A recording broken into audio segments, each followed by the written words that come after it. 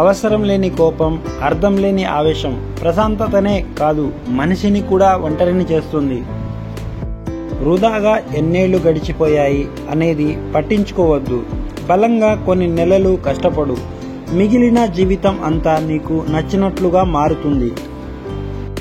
ఇంటి పేరు కలిసినంత మాత్రాన బంధువులు అయిపోరు. కష్టసుఖాల్లో తోడు ఉన్నవారే నిజమైన ఆప్త బంధువులు. ముందుకెళ్లడం తప్పు కాదు, కానీ పక్కనోళ్లను తోసేసి కాదు.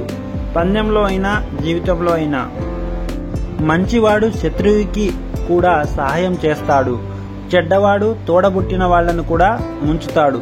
మంచి వారిని దూరం చేసుకుంటే చివరికి ముంచేవారే దొరుకుతారు. ఇది అక్షరాల నిజం. మనుషులలో మార్పు అనేది చాలా సహజం. ఎలా మారాలి అన్నది వివేకం చెబుతుంది, ఎప్పుడు మారాలి అన్నది అనుభవం చెబుతుంది, అసలు ఎందుకు మారాలి అన్నది అవసరం చెబుతుంది. చెప్పుకోలేని బాధ, చూపించలేని కన్నీరు, నవ్వుతూ నటించే ముఖం, చీకటిలో ఏడ్చే మనసు, ఇదే మన జీవితం. మనం నచ్చితే ఎన్ని లోపాలు ఉన్నా పట్టించుకోరు, మనం నచ్చకనప్పుడు లేని లోపాలను కూడా వెతుకుతారు.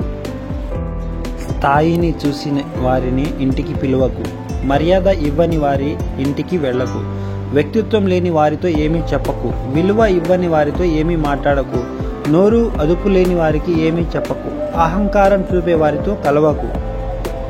అందమైన ముఖం కూడా ఒకరోజు పాడైపోతుంది, బలమైన శరీరం కూడా బలహీనంగా మారుతుంది, స్థానం మరియు సంపద కూడా శాశ్వతంగా ఉండవు, కానీ మంచి వ్యక్తిత్వం ఎప్పటికీ అందరి ముందు నిలిచే ఉంటుంది.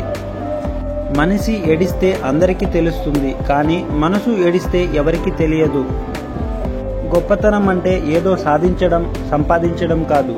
మన చేతల వల్ల గాని, మన మాటల వల్ల గాని ఎవరికీ బాధ కలిగించకుండా ఉండడమే నిజమైన గొప్పతనం.